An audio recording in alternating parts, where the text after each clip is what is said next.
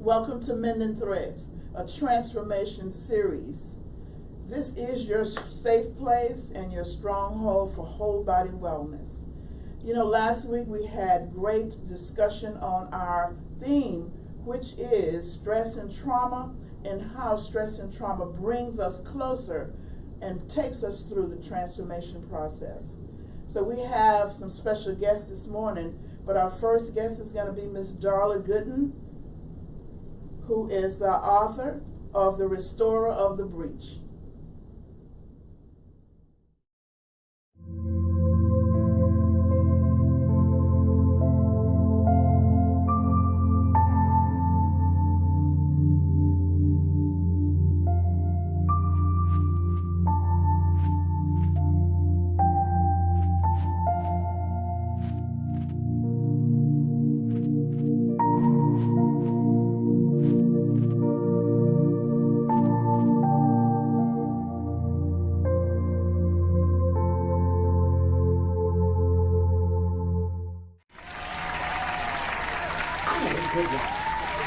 I mean, we lived in a big house, we had nice cars and everything. My mama was a doctor and my daddy was a lawyer. You know, the Huxtables flipped the other way. And I had everything I wanted. When I was about, as far as I can remember, I guess about 4 or 5, my daddy would come in at night and tell me good night. And he would rub my back and, you know, just tell me how much he loved me. Mama was kind of sick, so he took over a lot of her duties and everything. And then he would, one day, instead of rubbing my back, he started rubbing my thigh.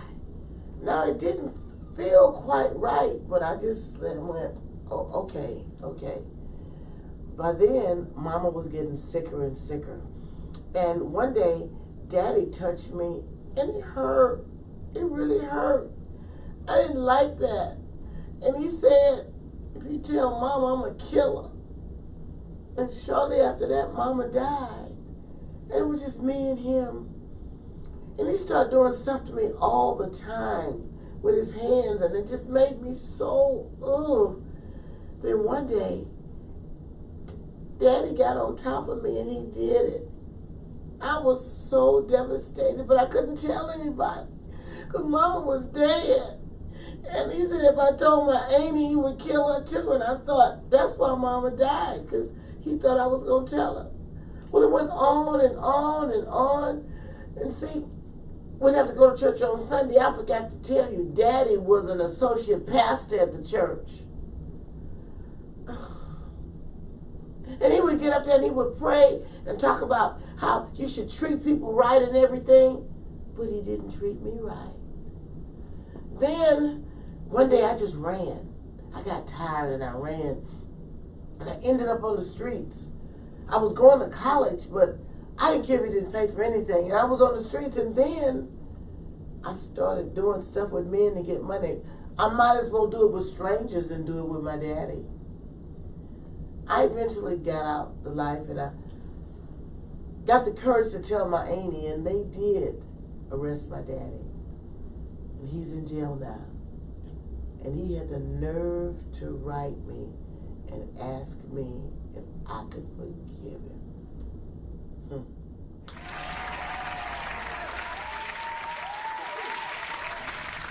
I'd like to thank Sister Mama Sonia from Three Sisters in the Spirit Ministry for giving us a good, clear breakdown of some of the trauma and issues with people who are struggling with sexual abuse and many other forms of incest and sexual abuse. But we have with us this morning someone who put those feelings and those movements to words. And I have with us this morning Ms. Darla Gooden, who is author of The Restorer of the Breach. And I think that I want to understand and welcome you. I welcome you, and I have not talked with you in some time, and this is just a spiritual thing to be with you. It's this the morning. same for me too. It is. So I was looking at the title of this, so I wanted to know how did you choose the topic, The Restorer of the Breach, and what is what is this topic for you? How did this topic come about? Well, first of all, thank you again for having me on the show. I'm You're just welcome. really good. It's a good place to be in the place with you. Dr. Lewis, this book was written in 2010. Actually, it was published in 2010.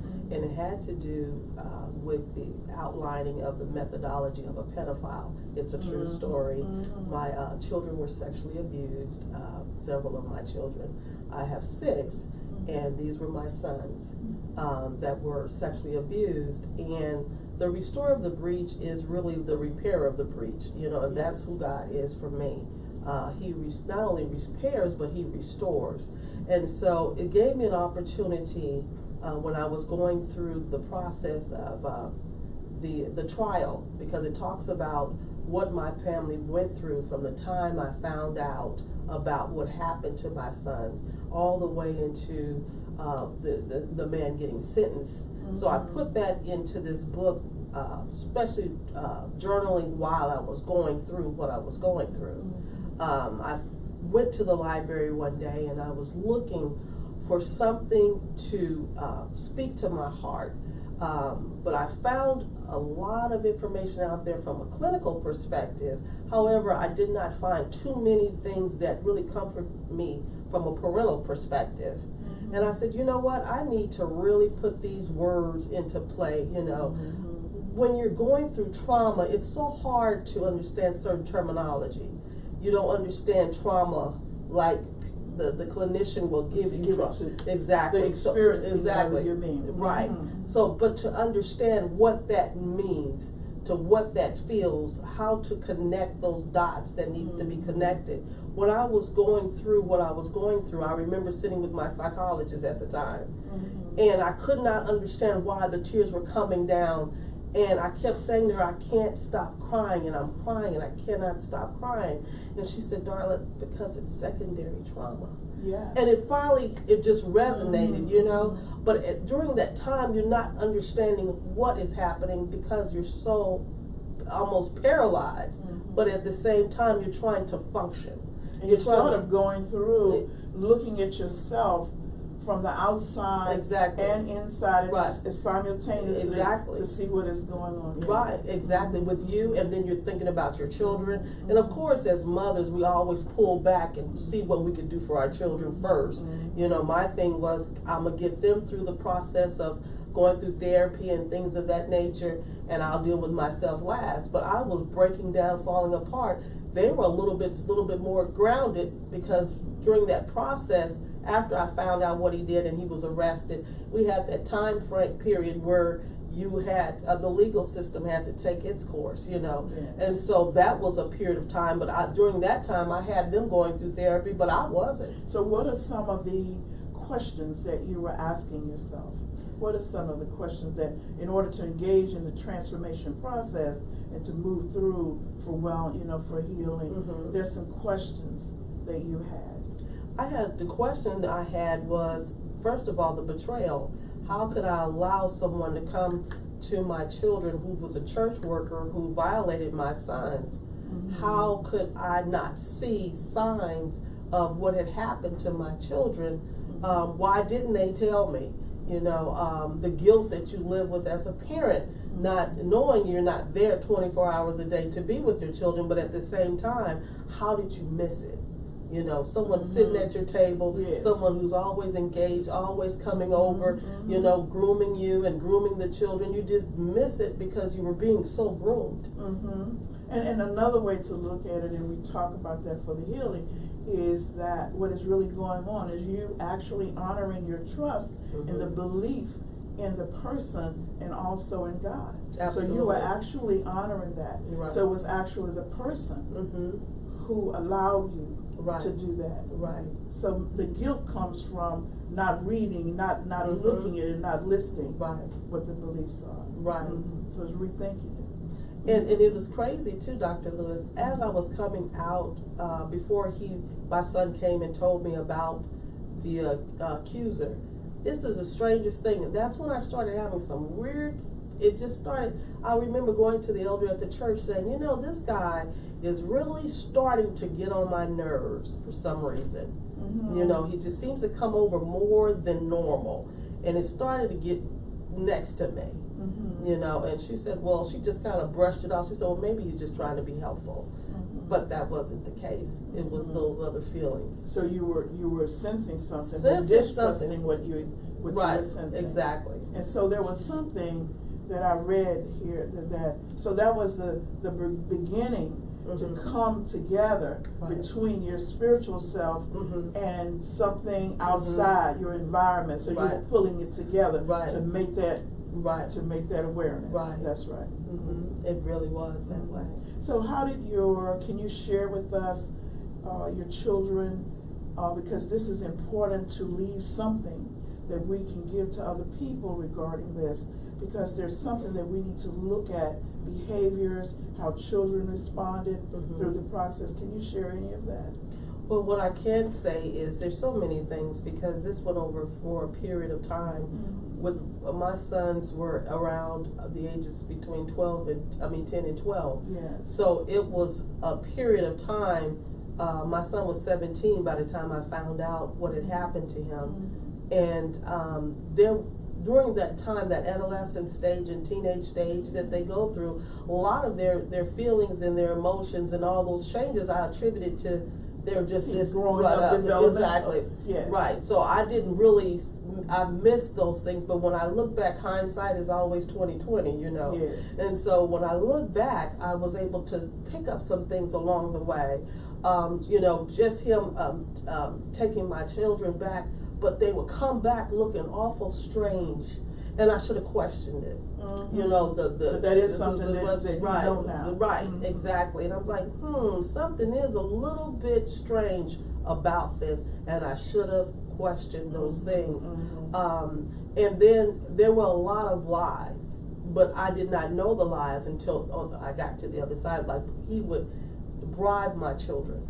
And bribery and seduction, when they get a certain age, because we talk about good and bad touch when they're children, but as they get older, we should talk about bribery and seduction. Yes. And I did not, he would always bribe my children. He would say, in other words, if he would do an act on my son, he would take him off and say, let me show you how to drive. You know, so it would just make, because that was something they desired. Exactly. One of their greatest desires. Or he'll give them a video game, something that they've been waiting for, or someone. I remember this lady bought a Christmas gift from my kids, a video game. He got the game from her and went to them and act like he gave it, you know, bought it for them. Yes. You know, things that keep them quiet, he would say he would do, but that's not what happened. But so there were little things like that I should have paid more attention to.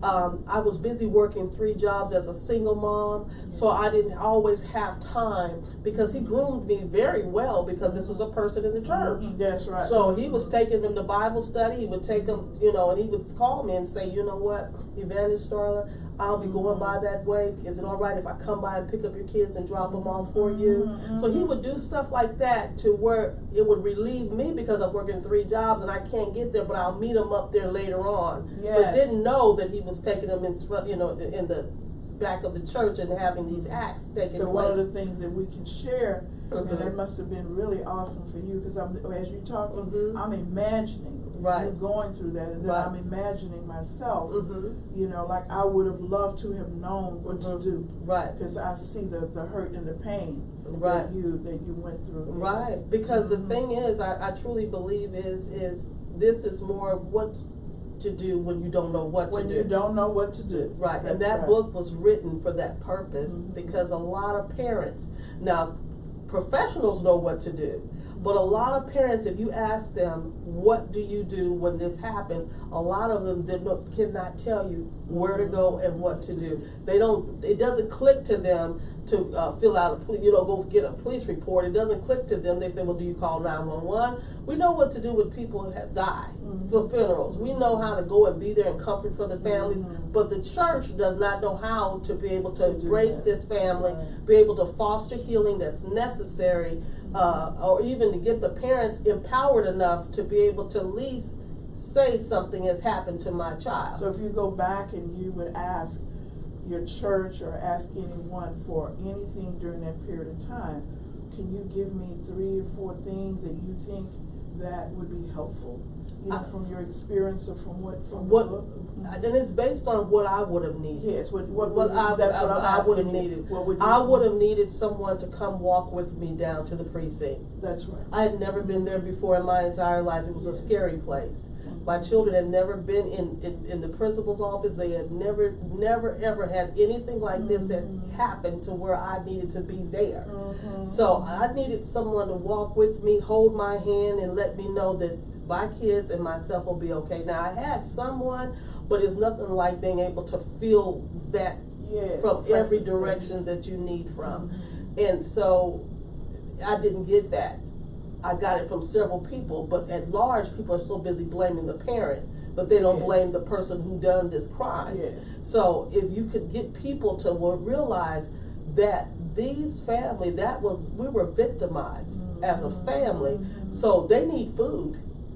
It was days I was sitting there and I didn't even think about feeding myself, you know, or eating. My children needed someone to come and just sit down with them, and someone safe, of course, being able to sit down and say, let me help clean the house, let me help take you to therapy, you know, to be able to offer those type of services when people are in crisis is extremely important, because my stuff, this was on the news. So this was it was not like I could keep it hidden. It was out there. And so I had to protect my children, I had to protect myself and try to carry that alongside. But it would have been so great if the community knew what to do and knew how to be able to foster healing. And one of the things I truly believe is being able to be there, not judgmental, but be able to be there offering food, offering a ride, offering something, do something that's going to help that family feel better, so that they can begin to heal during that time. I just have one other question, and I'm sure now I want to be honest. I have not read the full book. I may have it in here. Right. I really want to know what would you say to help another person go through this? What did you hold on to? What did you grab hold of? What did you say to yourself to get yourself to go through this traumatic experience? I honestly like the Journey of Hope to Healing, the play that we offer, because the key to this was hope. One of the things that we have to look on the other side of hope is fear. And I was so afraid, but I had to hold on to hope at the same time. Hope that my children will ever get better. They will get better. No one ever really tells you that people can overcome this. So you think that, oh my God, they're doom and gloom. They'll never go where, they'll never be anything. They'll probably end up being in jail. They'll probably, you know, all these fears come to your mind. All these thoughts run through your mind. But the truth of it is, there's hope. They can overcome. They can be productive citizens in society and do very well. So that's the other side of the breach that you have to get to. So when I think about the play that Sister Mama Sonia written, you know, as a playwright, it is wonderful because she talks about the hope of healing, you know, the journey of hope to healing. So, and it is a journey. But you can't wait to see. I can't wait to see the whole play. Oh my goodness. It's an awesome play. Awesome. This one was brilliantly written. I mean, just awesome. And Broadway music doing the director, it is just phenomenal to see them at work. Yes. Well, look, you have shared something with us today. And I know that we're going to use your book. We're going to take this and we'll talk with you later. But we're going to see what we can do in order to answer some of these questions for churches and for people in leadership in the community to help other people through these transformation changes. Okay. So I want to thank you for being with us today. Oh, well, thank you, Dr. Lewis, for having me. I'm telling you, I know through all the tears, I still continue. That's right, and I'm hoping that you'll come back. Oh, I when will. we get into the implementation process. Absolutely.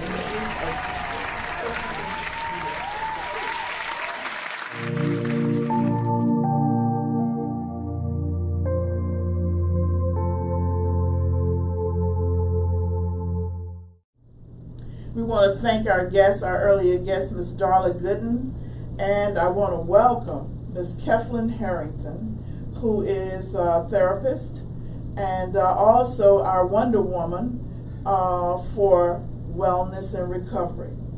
So I want to welcome you, Ms. Harrington. Thank you for today.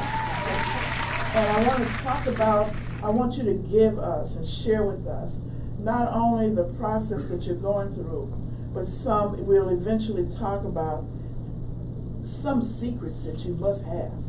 Okay, this, because I know that you have been through, I made just a few notes, Yes, that ma'am. you have gone through the transformation and going through for multiple sclerosis, for chronic arthritis, and I do know that you are functioning well with being legally blind, and I mean nobody can keep you down. So I know the doctors were calling and saying that you couldn't do certain things, and then you called me back a few weeks and said, I got it covered.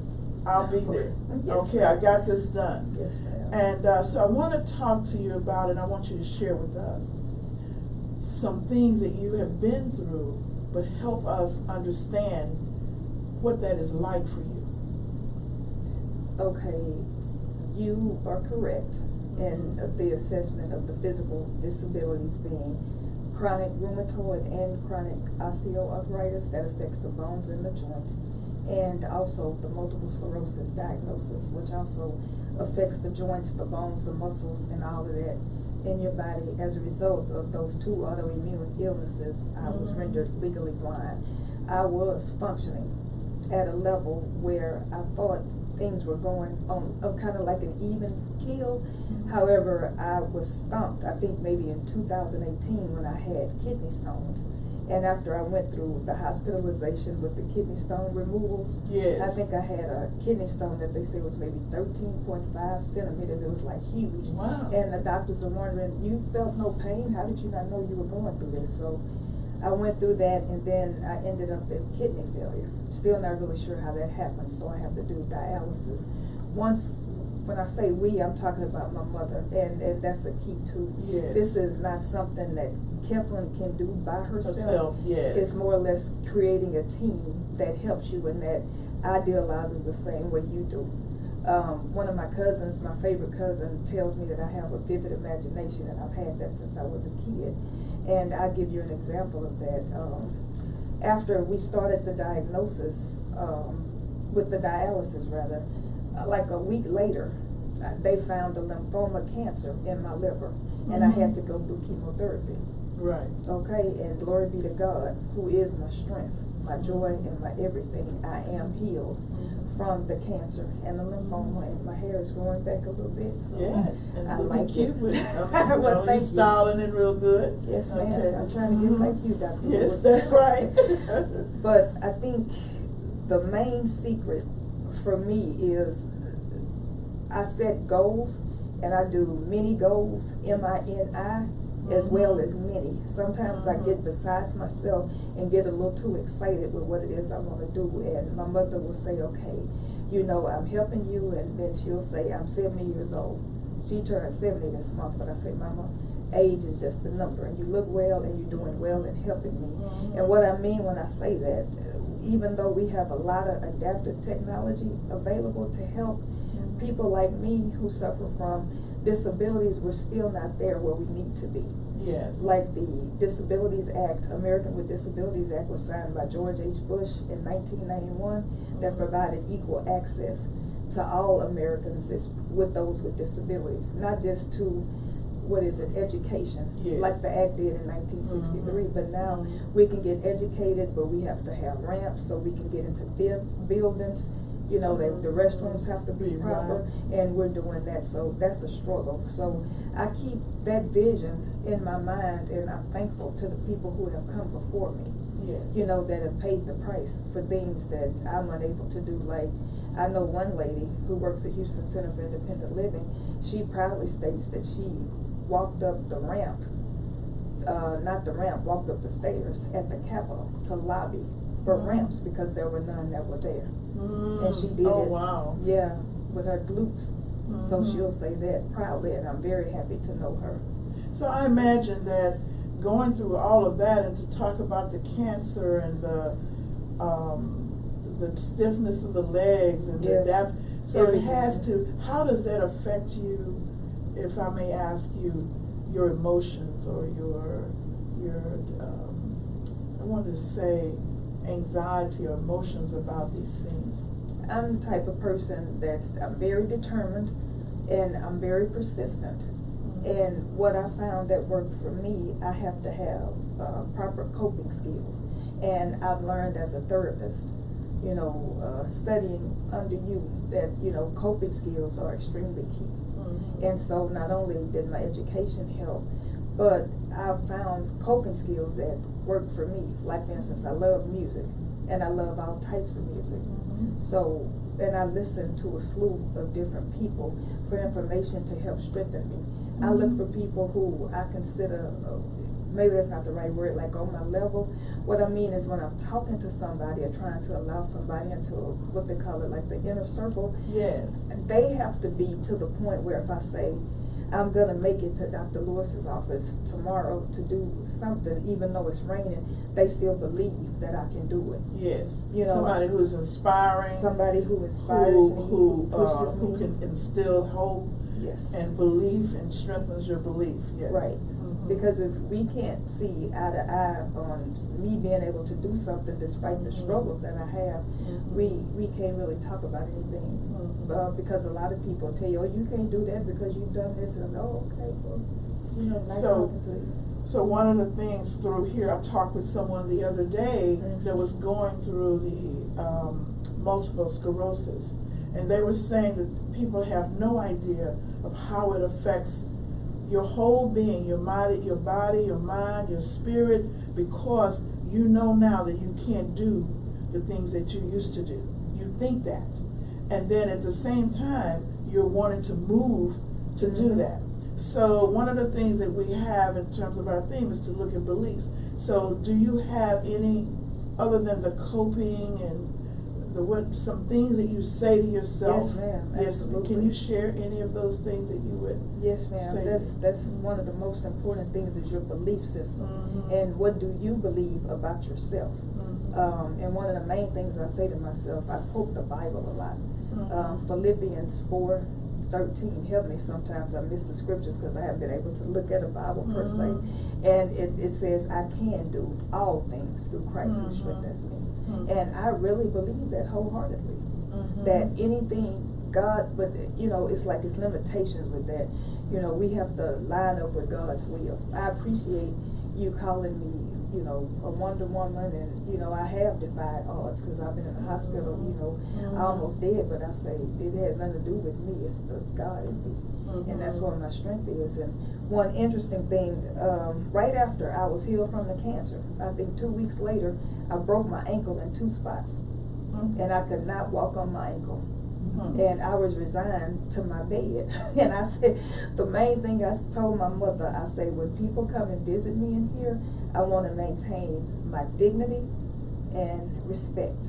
I don't want people to lose respect for me because I'm laying in this bed and they're helping me with my therapy, like I'm still doing occupational therapy and physical therapy. And when I was in that bed, I got stronger physically. And both of my therapists said that I got stronger than I had been before I broke my ankle. So, when I was laying in that bed, I didn't say, oh, woe is me, I had that attitude. I'm like, when I get out, I'm going to do such and such. And I always have a goal in front of me. Like, one lady came and I said, oh, next week, Monday when you come, she was the nurse coming to assess me, we're going to meet in the living room.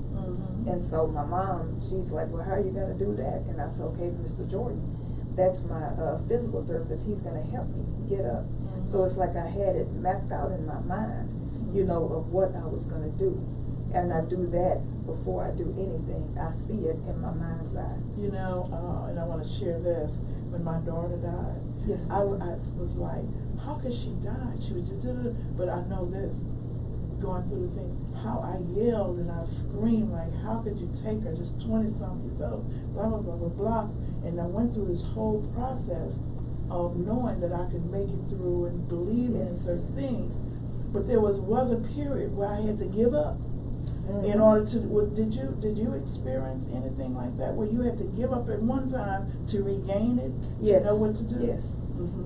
It's like, like a lot of people say, well, how do you do that, or such and such. It's like, Mother and I were having a talk too, because I'm like, you have to get to the acceptance of where you are. Yes. And then once you surrender that, it's to me Okay. it's like all about a surrender. That's right. You know, and once you're able to surrender it, that's when God can begin to work. To begin your transformation process. Yes. And, Okay. you know, some people call it, you know, personal time or private time, or some people even Yes. call it the universe. But when you spend that quiet time with who is your higher power, things begin to happen, and you are able to locate stuff on a different And plane. do something about it. So Right. now all of this has taken you to a place where you can share and help other people. Yes, ma'am. Where you could not only help people with your words, because they can touch, you can touch them.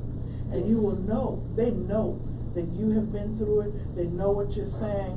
And so, and I have encouraged you for many years that this Mhm. is, that somehow you have gotten to this place, and that this is something that you have to do. Yes, This is ma'am. something for you to do to heal other people. Yes. Oh, I And- want to and I'm thank you. there. I want to thank you. I want to thank you for being here today. Yes. Okay, Sherry. Thank you for having me.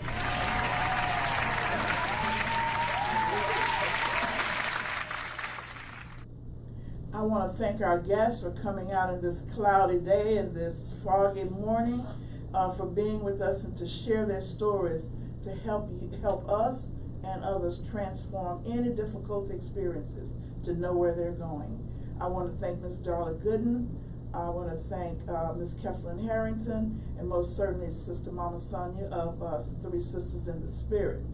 Just remember that this week and in the future to renew your beliefs, rebuild faith, and reconnect with family and communities.